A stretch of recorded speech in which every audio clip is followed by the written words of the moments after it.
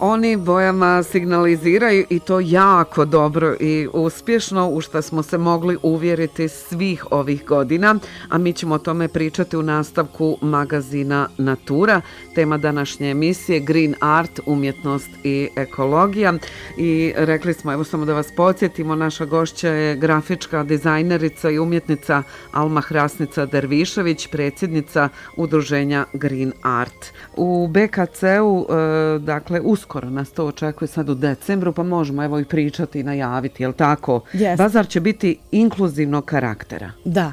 Mi smo imali prošle godine prvi put takav jedan bazar gdje nam se odazvao veliki broj izlagača, isto tako i bili su podrška djeci iz Mjedenice. Znači, prošle godine smo radili, oni bojama signaliziraju sa osnovnom školom i sa Mjedenicom gdje su imali te inkluzivne radionice razmjene. Jednom su bili oni gosti u Mjedenici i obrnuto i onda zajednička ta izložba. Jel? To je bilo vrlo interesantno, ali me je oduševilo ono koliko ljudi njima pristupaju otvorenog srca. Svi ti učesnici su prilazili i poklanjali im od nekih olovaka sa imenima. Ta gospođa me je bila čak i zamolila da je dadnem spisak da napravi, da im pokloni to i tako, pa onda od jabuka, tako, svašta su nešto dobili i to je to kad ti vidiš taj neki sretni izraz na njihovim licima, to je kao i taj BKC što sam spomenula, to je bilo poduhvat, jer tada je bilo i centar Vladimir Nazor i Mjedenica, učesnici imali su, svaka ta javna ustanova imala svoje tačke priredbu koju su oni nama pripremili. I to je bilo ono odlično, od folklora gdje su oni imali one narodne nošnje, sve profesionalno, ništa to nije na brzinu i tako dalje. A evo ja moram reći, danas je to skroz druga priča. Danas toga više nema, danas je to malo sve onako otužno, moram reći. Ali eto, i o tome ćemo drugom prilikom, jer evo izvlačimo i dalje te neke radionce koje su im potrebnije nego ikad. Pozitivne i dobre priče izvlačimo iz svega. Ono o čemu ćemo danas razgovarati jeste projekat Oni bojama signaliziraju na samom početku. Evo, donijela si nam ove prekrasne poruke. To će imati priliku da vide svi oni koji prate naš program. O kakvom projektu je riječ? Održane su radionice u centru Vladimir Nazor. Da, to je naš projekat Oni bojama signaliziraju koji mi radimo od 2007. I ja uvijek kad me pitaju, ja ne znam reći koji mi je draži projekat, on ili naš Čepočilim. A onda šta sam napravila? Napravila sam jednu simbiozu ta dva projekta. Mislim da je to najbolje. I ovdje smo imali inkluziju koja nam je u fokusu. A inače mi taj projekat smo započeli kao ono što kažem da su upravo mediji i ovo gostovanje i vaša televizija Vogošća je sada zaista dio tog projekta. Znači da mladima sa teškoćama obezbijedimo medijski prostor, da pošalju signal nama starijima da sačuvamo prirodu iza njih. Ali onaj akcenat koji smo mi sada stavili još više na taj signal jeste inkluzija. Mi znamo da, evo, nekakva su nam, moram reći, ja sam pozitivna, sve je to divno, ali su nam malo sve teža vremena za te marginalizirane grupe djece, mladih i djece i mladih sa teškoćama.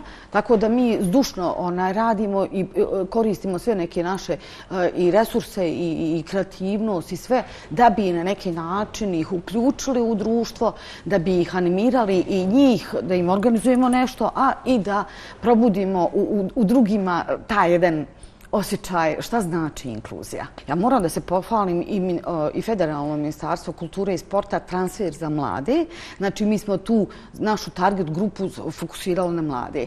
A također je i Institut za razvoj mlade Kult sa Iliđe. Da, koji sjajno rade. Oni su zaista fenomenalni i mi smo, ja moram reći, ovo je drugi projekat koji s njima realiziramo i moram reći da smo ponosni da smo dio te njihove, da su nas oni prepoznali, a kroz jedan fond, to je urgentni fond, gdje su oni vidjeli da je naš projekat zalaganja medijske kampanje upravo da pričamo o problemu i da skrećemo pažnju na ovu našu marginaliziranu grupu. Moram, nažalost, da to naglasim. Ja moram reći jednu paralelu, da kratko, pošto mi od 2007. godine realizujemo ovaj projekat i oni su nam i bili i na samom početku naša target grupa, pa smo radili sa Mjedenicom, pa smo radili sa radionica i sa nekim drugim školama, osnovnim, baš tu inkluziju. I ovaj put je bilo samo u centru Vladimir Nazor. Šta hoću kažem, malo sam i tu sjetna i tužna, malo bila možda i šokirana, jer prije, napravo smo jednu malu pauzu, nismo išli tamo, ali ranije kad smo dolazili, taj centar je imao radionica za poželjca. Oni su vodili te radionice profesionalci, pa su imali od izrade svijeća, pa su onda imali stolarsku radionicu. Toga sada više nema. Nažalost, sarađivali smo, imali smo krasnu saradnju i oni su čak dobijali i određen iznos novca za ono što rade i pravi. Da. I to je bilo toliko profesionalno i toliko su ta djeca. Ona su se tu i osposobljavala radno. Da. To je, ja mislim, najznačajnija stvar, da se to podvuče. Znači, sada toga nema i zato su oni izrazili veliku sreću i zadovoljstvo da mi sada nešto tu radimo i ono što nas je ohrabrilo jeste da se nadaju da ćemo i opet imati te neke aktivnosti za njih. A okupacione radionice, znamo, bile su ti protesti isto u Mjedenici i sve te neke su se stvari dešavale baš krajem godine i mene je to u stvari i inspirisalo, pa i ove parole i ti koje sam ja napravila, kada sam vidjela i roditelje koji su bili, imali su proteste ispred kantona, gdje su neke rečenice meni se urezale. Ja imam empatiju, ja sam osjetljiva na te na ranjive grupe. Kad roditelji kažu šta znači to kad moje dijete više nije mlado, da kažem, izađe iz te neke do 26. 30. godine, kaže, ali ono neće ozdraviti. Znači, do kraja života mi moramo imati taj senzibilitet za tu populaciju. Moram se pohvaliti da smo mi, kad smo napravili sve te radionice u tom centru, onda smo organizovali javni event. Ovu kulturnu manifestaciju, između ostalih, podržao je i Institut za razvoj mladih Kult, rekao bih saradnja na obostrano zadovoljstvo. Da li se slažete? A kako da ne, nama je ovo već druga saradnja s njima i vrlo smo sretni da smo ušli u tu kombinaciju jer oni upravo se zalažu za mlade.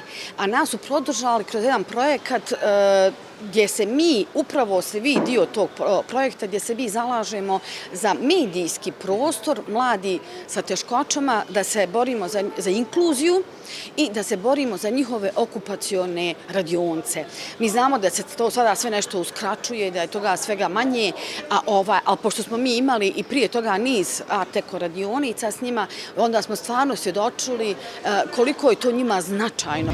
Ja moram da kažem da nas je podržao Institut za razvoj mladih Kult na jednom tom našem projektu, a upravo je to medijska kampanja da skrenemo pažnju na mlade sa teškoćama i zalažemo se za inkluziju, inkluzivno društvo, pa je ovaj bazar inkluzivan i za njihove okupacione radionice koje smo mi njima nedavno organizovali i svjedočili kolika je ta njihova radost da budu dio toga, da budu dio društva, pa nam dođu i sutradan da se zahvale. Znači, osjećali su se tu i ja pozivam isto tako i druge, dajte, prigrlite ih i bit ćemo svi sretni i bolji ljudi. Pomenuli smo malo prije projekat Oni bojama signaliziraju.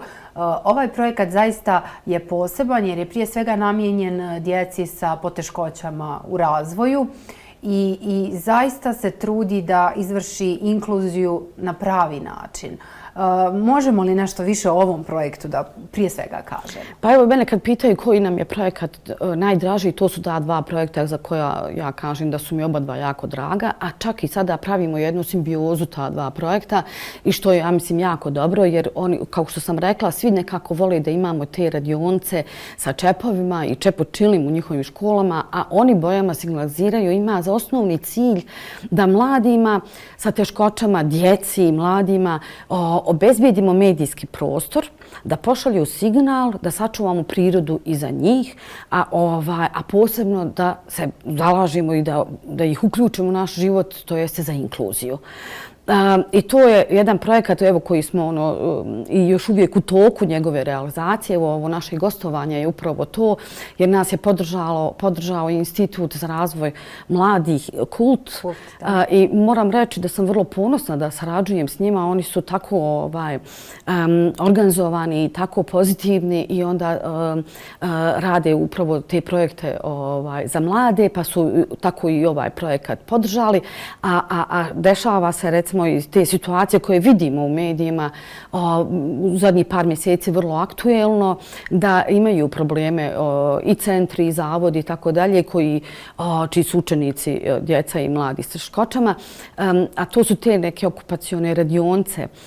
Vidjeli smo roditelje na televiziji, ja sam gledala isto dosta toga, roditelji koji imaju neki, pa možemo reći vapaj, jer znaju šta znači ta aktivnost za njih. I sad recimo mi radimo i taj projekat od 2007.